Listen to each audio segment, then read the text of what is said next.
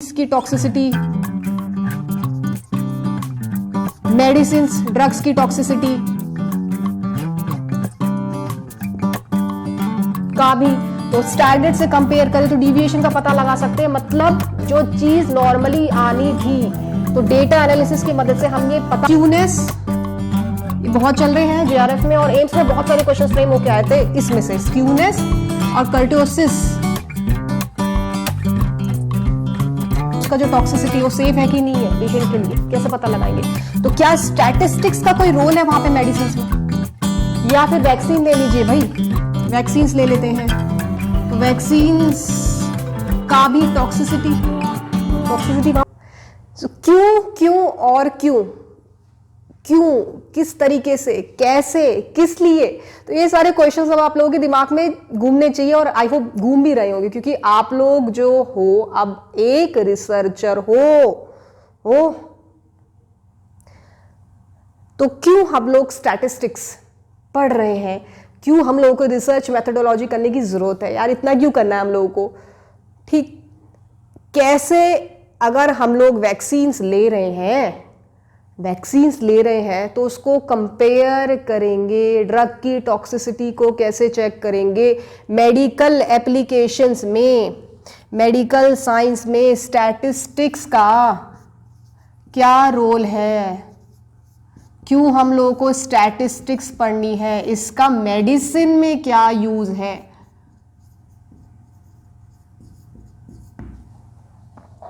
Drug designing में क्या statistics use होता है?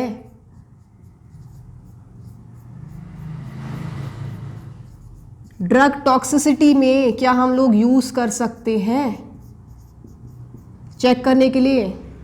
भाई ये कोई दवाई है, हमको कैसे पता लगेगा कि उसका जो टॉक्सिसिटी वो सेफ है कि नहीं है पेशेंट के लिए? कैसे पता लगाएंगे? तो क्या स्टैटिस्टिक्स का कोई रोल है वहां पे मेडिसिन में? या फिर वैक्सीन ले लीजिए भाई, वैक्सीन्स ले लेते हैं तो वैक्सीन्स का भी टॉक्सिसिटी वहां पे भी चेक करेंगे कि नहीं करेंगे? आयुर्वेद पे आप लोग काम कर रहे हैं, आयुर्वेदा में वहां पे भी हर्बल मेडिसिन आ रही है, तो उसमें भी क्या स्टैटिस्टिक्स का कोई रोल है? आप लोग जो है पोस्ट ग्रेजुएशन में जो कर चुके होंगे रिसर्च, तो बहुत सारे लोगों को बायोइन्फॉर्मेटिक्स वाले स्पेशली और कंप्यूटेशनल टूल्स वाले, तो उन्होंने तो लगा ही दिया होगा स्टैटिस्टिक्स, डेटा एनालिसिस वगैरह वगैरह करने के लिए। सो समहाउ वी नो कि स्टैटिस्टिक्स का क्या रोल है, डेटा एनालिसिस का क्या रोल है, हमको पता है और वही आप करने वाले हो। और गलती से भी क्या, इच्छा से भी, अगर आप लोगों को इंटरेस्ट मेटाबॉलमिक्स या मेटाबॉलमिक इंजीनियरिंग में है, बहुत ही इंटरेस्टिंग है metabolomics, if you are interested, so क्या वहां पे भी कुछ रोल है इसका? तो क्यों तो चलिए बेसिक से लेते हुए चलते हैं अपना इंटरेस्टिंग टॉपिक में एंट्री कर रहे हैं। रिसर्च मेथोडोलॉजी के स्टैटिस्टिक्स मेथड्स में डेटा कैसे एनालाइज करेंगे, अलग अलग हमको अगर डेटा प्राप्त हुआ है तो, और आई होप आप लोग कनेक्ट कर रहे हैं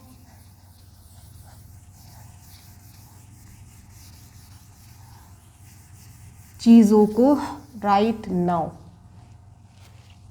रिसर्च में तो स्टैटिस्टिक्स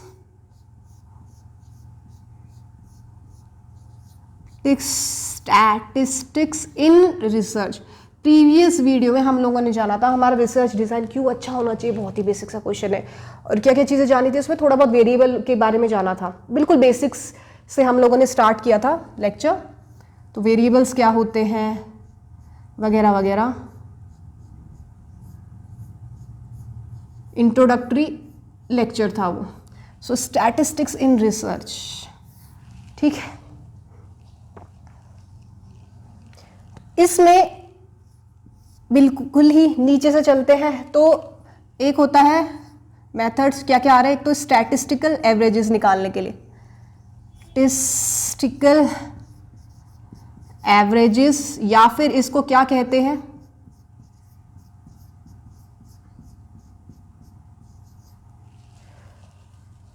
और बीच का जो है तो सेंट्रल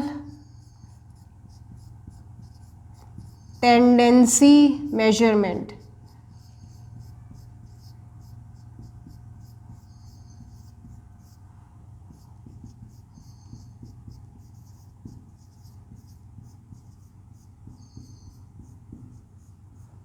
एक तो भाई ये कहानी आई।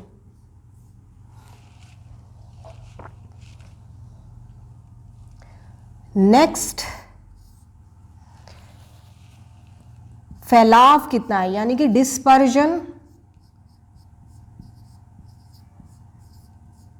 मेजरमेंट। डिस्पर्जन को कैसे, फैलाव, कोई चीज फैली हुई है उसको कैसे देखेंगे, ये क्या है। फिर आता है, फिर स्टोरी आती है एसिमेट्री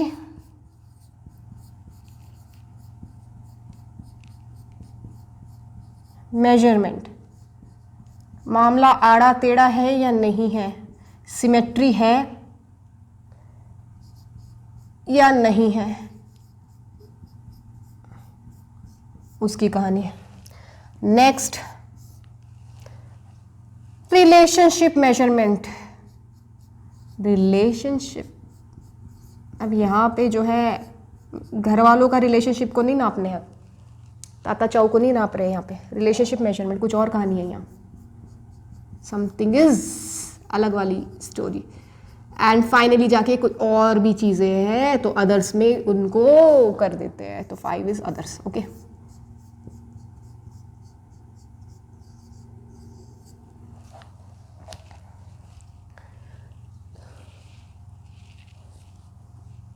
देखिए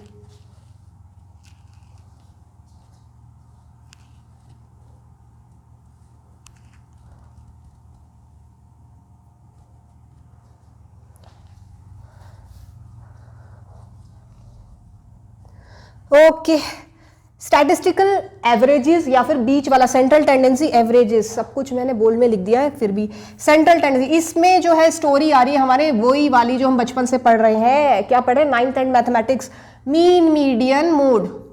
सो मीन कैसे निकालते हैं, मीडियन कैसे निकालते हैं, मोड कैसे निकालते हैं, बहुत ही छोटा वाला, और ये आपके एप्टीट्यूड में भी काम आएगा। तो मीन मीडियन मोड के बारे में जानेंगे। और ज्योमेट्रिक मीन की कहानी आ जाती है, ज्योमेट्रिक मीन आ गया, और एक और आता है यहाँ पे हार्मोनिक मीन। और कुछ क्वेश्चन जो अर्थमेटिक प्रोग्रेशन वगैरह ज्योमेट्रिक सीरीज से भी पूछ लेते हैं एप्टीट्यूड में, तो harmonic mean. So this comes under central वाला, बीच वाली कहानी। डिस्पर्जन, फैलाव कितना है, सेकंड की अगर बात करें, डिस्पर्जन मेजरमेंट, चौड़ा फैलाव कितना है, डेटा के फैलाव वाला। तो इसमें जो है स्टोरी आ रही है, हम जो पढ़ेंगे जानेंगे इसके बारे में, जानेंगे इसमें स्टैंडर्ड डिविएशन की स्टोरी आ रही है। सो स्टैंडर्ड डिविएशन हो गया, मोस्ट कॉमन क्वेश्चंस फ्रेम्ड, और मीन डिविएशन हो गया,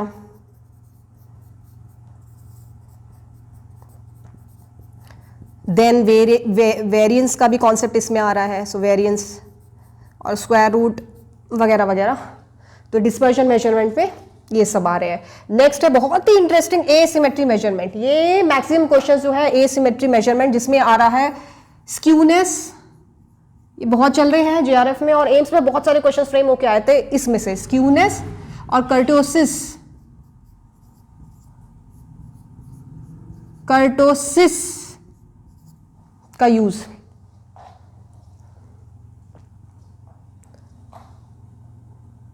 ओके। और यहाँ पे स्क्यूनेस में और अगर गहराई से जाए तो आपका ये कौन सा, कैलीज स्क्यूनेस से रिलेटेड कुछ क्वेश्चंस हैं, है ना। और बहुत सारे मतलब डेप्थ में, बहुत ही इंटरेस्टिंग है ये। और कोएफिशिएंट वगैरह भी स्क्यूनेस की निकालते हैं, तो ये दिस इज वेरी इंटरेस्टिंग, ये बहुत ही इंटरेस्टिंग जाएगा यहाँ पे। नेक्स्ट आ रहा है रिलेशनशिप मेजरमेंट। तो इसमें कॉन्सेप्ट आ रहा है कार्ल पियर्सन का फॉर्मूला लगा के निकलता है ये, कार्ल पियर्सन्स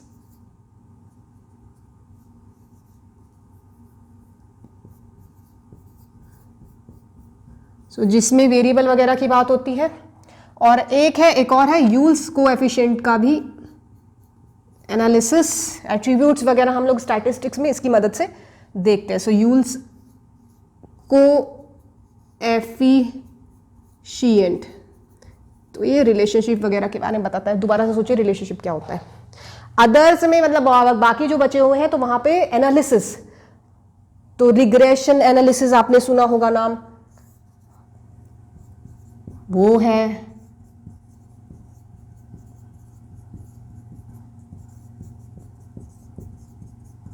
फिर आता है कोरिलेशन कोएफिशिएंट, तो मल्टीपल भी हो सकता है और पार्शियल भी होता है. सो मल्टीपल और पार्शियल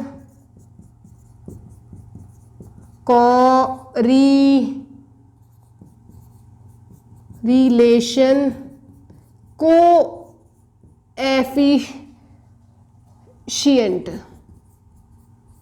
ठीक, तो ये जो है स्टैटिस्टिकल एनालिसिस, बहुत सारे क्वेश्चंस पार्ट सी जेआरएफ में आ रहे हैं, एम्स पीएचडी में, तो इस बार सारे मुझे लग रहा है कि यही पूछ लिया था इन्होंने. सारे रिसर्च मेथोडोलॉजी के बहुत सारे क्वेश्चंस थे, स्क्यूनेस कर्टोसिस के क्वेश्चंस थे. वीडियो में भी, प्रीवियस वीडियो में भी मैंने आप लोगों को बताया था. और क्या भाई, और यस एप्टीट्यूड में भी क्वेश्चंस आते हैं, क्योंकि छोटे छोटे क्वेश्चंस गेट में आप देख सकते हैं, ये मीन मीडियन मोड वाले आ रहे हैं, ये पार्ट ए वगैरह में आ जाते हैं क्वेश्चंस. तो ये इंपॉर्टेंट है, इंटरेस्टिंग, तो जाना ही जाना है इसको. अब चलिए समझते हैं थोड़ा सा और.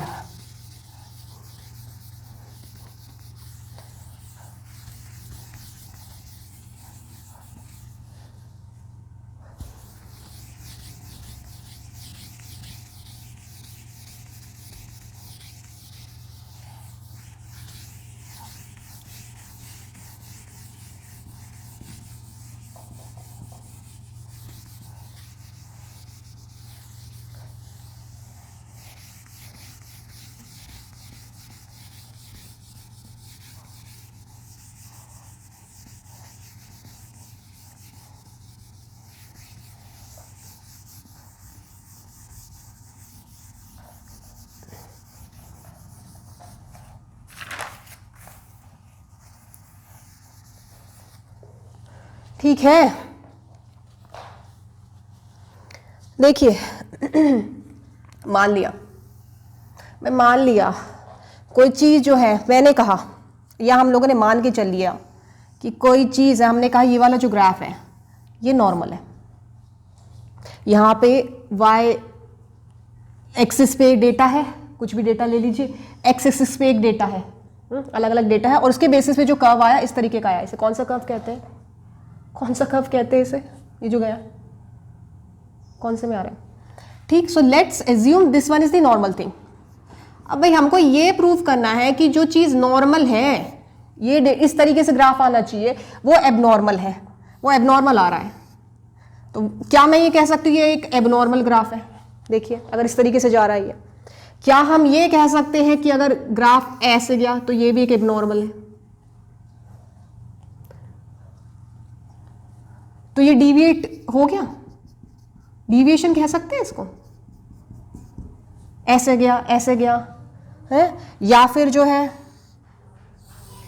ऐसे गया, ग्राफ कुछ इस तरीके से आ गया, तो डिविएशन हो रहा है कि नहीं हो रहा है यहाँ पे? तो भाई कोई भी चीज, कोई भी डेटा, चाहे वो लंबाई हो या फिर वेट हो, जो भी चीज हम मेजर कर सकते हैं, ठीक, या फिर दोबारा से मैं पूछती हूं वैक्सीन्स की टॉक्सिसिटी,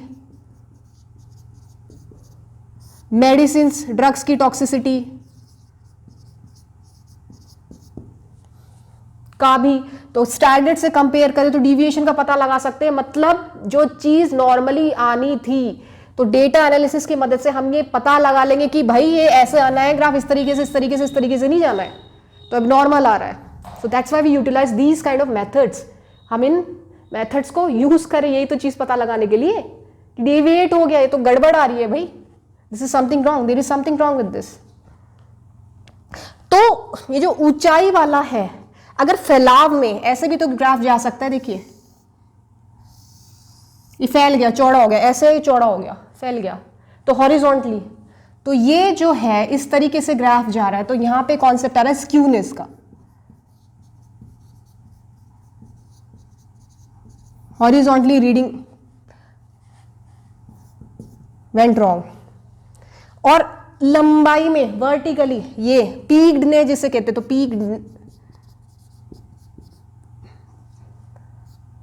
पीक्डनेस तो चोटी सी जो आ रही है, चोटी के तौर पे ग्राफ अगर चोटी के तौर पे एनालाइज करें तो वो कर्ट्यूसिस का कॉन्सेप्ट आता है।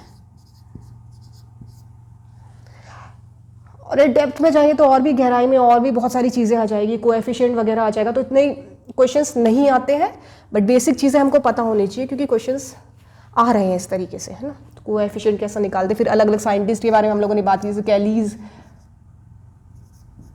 ने बताया था, बहुत सारे साइंटिस्ट ने फिर अपने अपने तरीके के स्क्यूनेस वगैरह बताए। तो ये तो गहराई में है, if you are interested you can go for.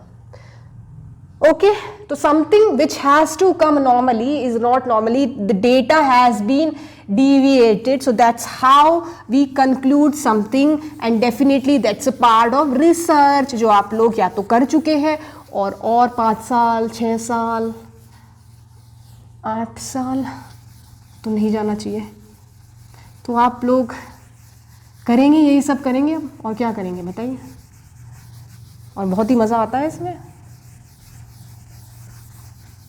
Bio informatics वाले और टेक्नोलॉजी वाले तो ये सब कर चुके होंगे अपने फाइनल ईयर में, और हो सकता है जो और लोगों ने भी किया हो, if you are interested so you might have done, because this is very very normal, like applicable. So next let's talk of the very basic central tendency measurement पे आ जाते हैं।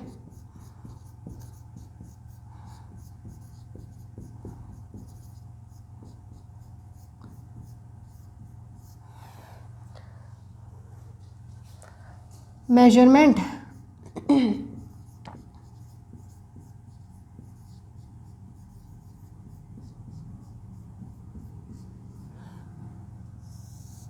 और इसमें बात हो रही है किस किस की, हमने अभी जाना मीन मीडियन मोड की। तो चलिए मीन से स्टार्ट करते हैं।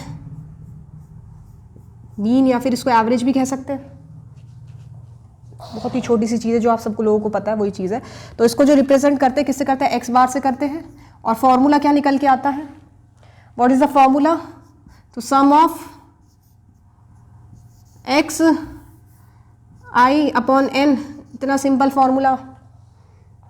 और यहाँ पे एक्स आई क्या है, आई क्या है, ये है value of the ith item, value of the ith item, और आई क्या है भाई, नंबर्स है, और क्या है 1 2 n तक जो जा रही है। So total number of items is n, so n is total number of items. बताने की ज़रूरत तो नहीं है कि कैसे करते हैं, आता है, इजी है, कर लेंगे।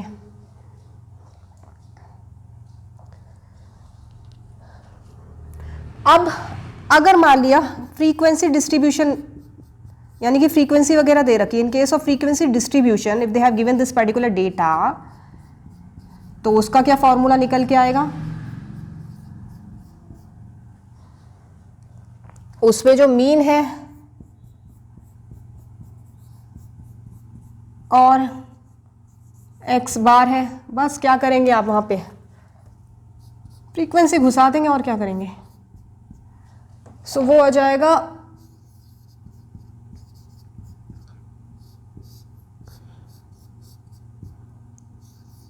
दिस, यह है फॉर्मूला। मतलब फ्रीक्वेंसी दे दी और आपको सम, ये this is, you know this ना, this is summation, summation plus करते रहेंगे आप सारी चीज़ों को, बताने की ज़रूरत तो नहीं है, चलिए बता ही देते हैं दोबारा से। 1 4 8 9 10, ये है नंबर ऑफ आइटम्स n, इन सब का सम 1 + 4 + 8 + 10, एवरेज मीन ही तो निकालना है, plus 1 2 3 4 5 divided by 5, so that's the average mean, simple, sum of the numbers divided by the total number of items.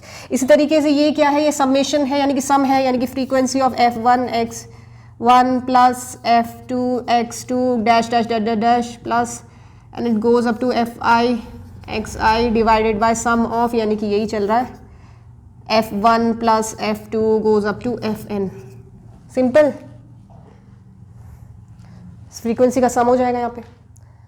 So in case of frequency distribution mean इस तरीके से निकालते हैं। इसी तरीके से मान लो उन्होंने वेट दे दिया, अब वो कह रहे कि वेट दे दिया, इन केस ऑफ वेट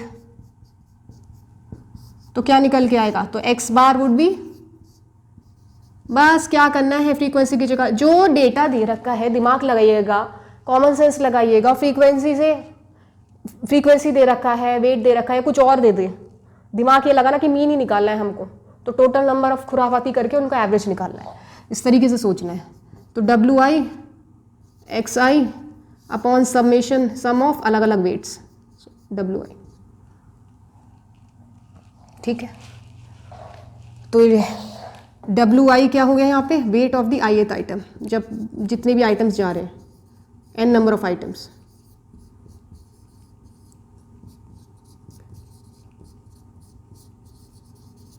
आया तो समझ में, कितना सिंपल है मीन।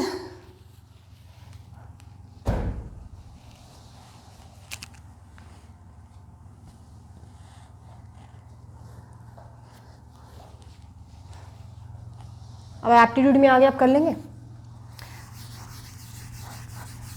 नेक्स्ट आ रहा है median and mode, median and mode.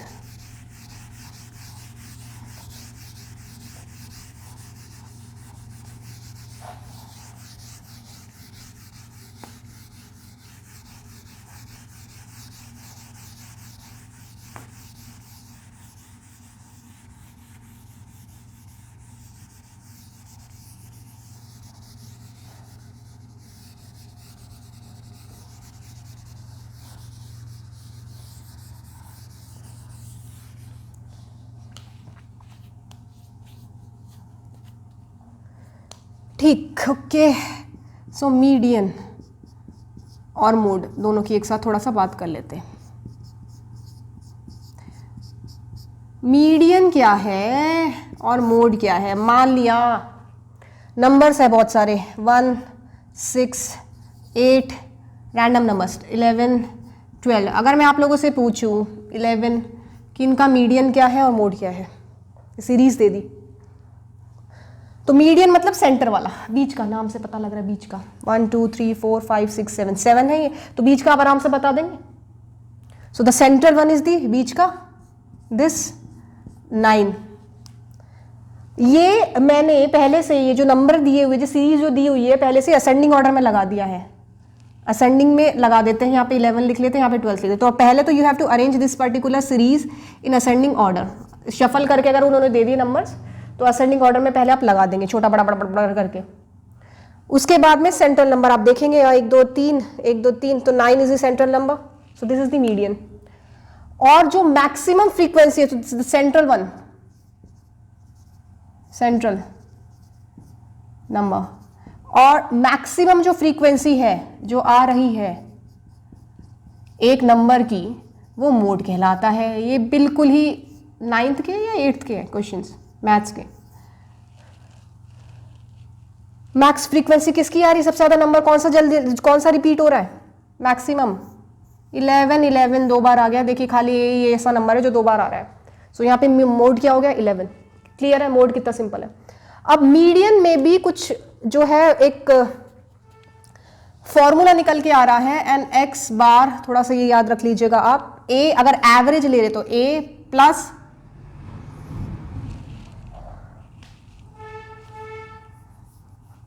Some of in bracket x I minus a divided by n। So in case of average ये मीडियन ऐसे निकालते हैं। और अगर उसमें अगेन फ्रीक्वेंसी आ गई तो भाई फ्रीक्वेंसी को कंसीडर करते हो, वही चीज़ रहेगी, बस फ्रीक्वेंसी आपको घुसानी है। तो समेशन ऑफ एफ आई, और यही आएगा X I minus A, average को माइनस कर देंगे, और यहाँ डिवीजन है, और divided by sum of frequency, ठीक है।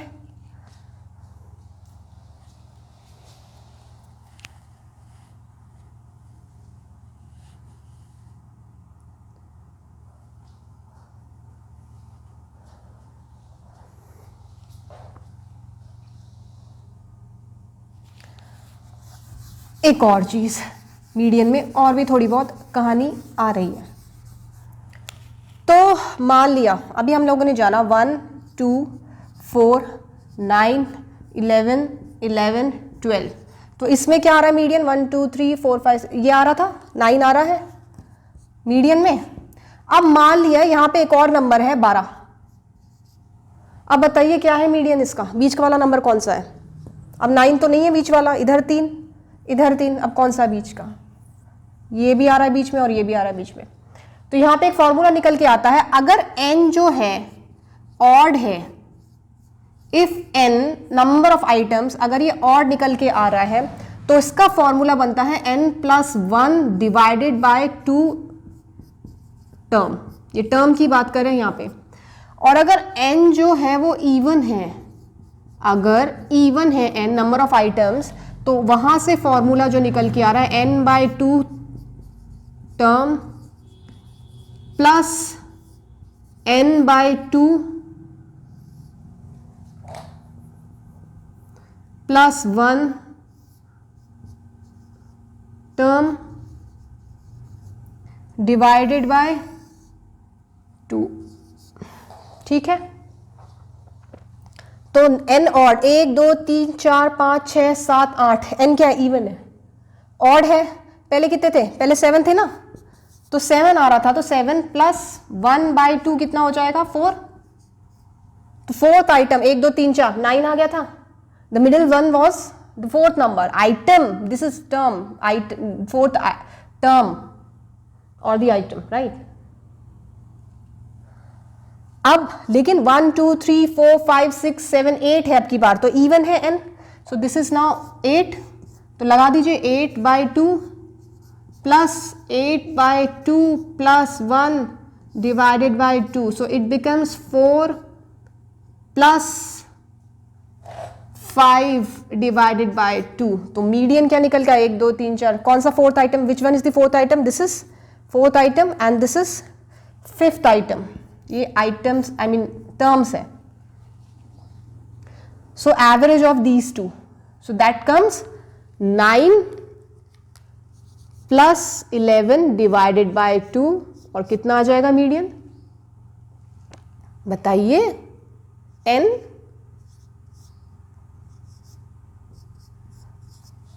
10 आ गया।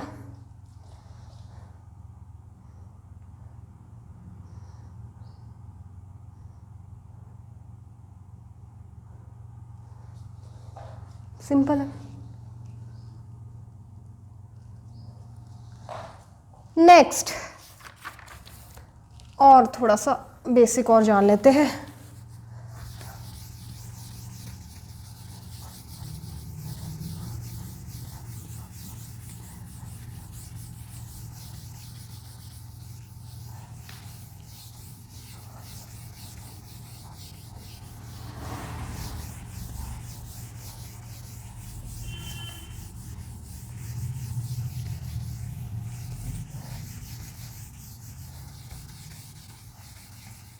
Then comes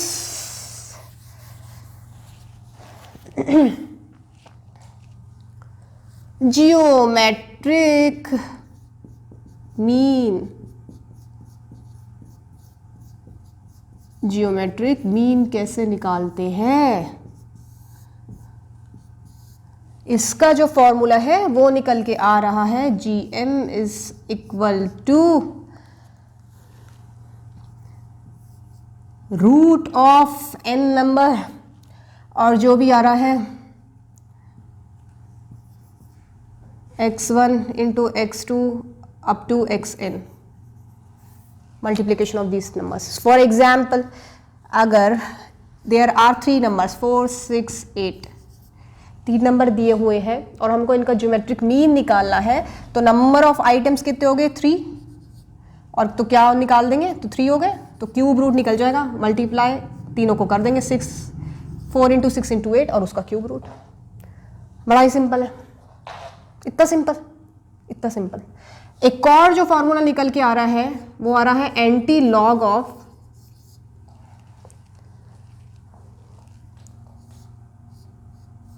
some of frequency into log X divided by frequency.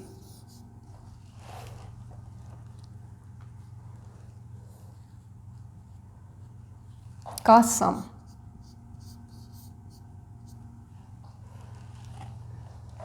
ये भी एक फॉर्मूला है ज्योमेट्रिक मीन का। एक और आता है यहां पे हार्मोनिक मीन। तो इसको कैसे कैलकुलेट करेंगे, इसको करेंगे sum of frequency divided by sum of frequency upon x. ये इतने सिंपल फॉर्मूले हैं, इतना सब कुछ सिंपल है। अगर आप ये अच्छे से कर ले रिसर्च मेथोडोलॉजी और स्टैट्स और इसमें से ही, तो आप देख सकते हैं कि एप्टीट्यूड के क्वेश्चन और पार्ट सी के क्वेश्चन फ्रेम होकर आ रहे हैं जेआरएफ में, कितना आसान हो गया है। और एम्स पीएचडी भी आपका क्लियर हो जाएगा, लाइफ साइंसेस वाले।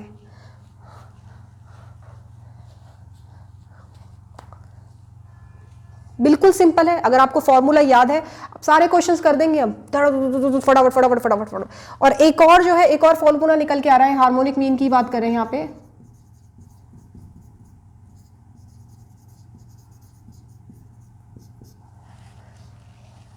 सो रेसिप्रोकल ऑफ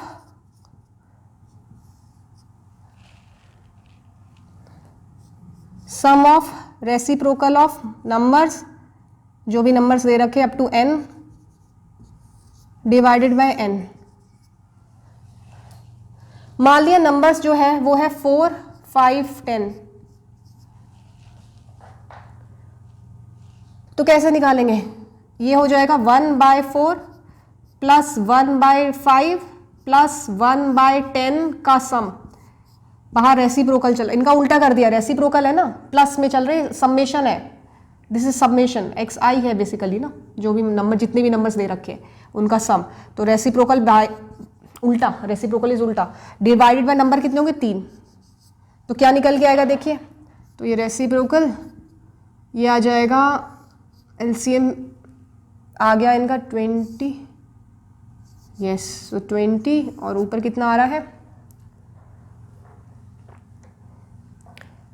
4 + 2 इंटू 1/3 ऐसे लिख सकते हैं। ये अब पॉन में 3 चल रहा है, तो 11 इंटू दिस अपॉन 60। रेसिप्रोकल चल रहा है, उल्टा करना है अब इसका, तो ये हो जाएगा 60 डिवाइडेड बाय 11, तो दैट कम्स 5.45। ठीक है, सो ये भी इस तरीके से भी हम हार्मोनिक मीन क्या करते हैं, कैलकुलेट करते हैं। चलिए आगे बढ़ते हैं, और भी चीजें जानेंगे ग्राफ्स के बारे में, और साथ साथ क्वेश्चंस भी करेंगे।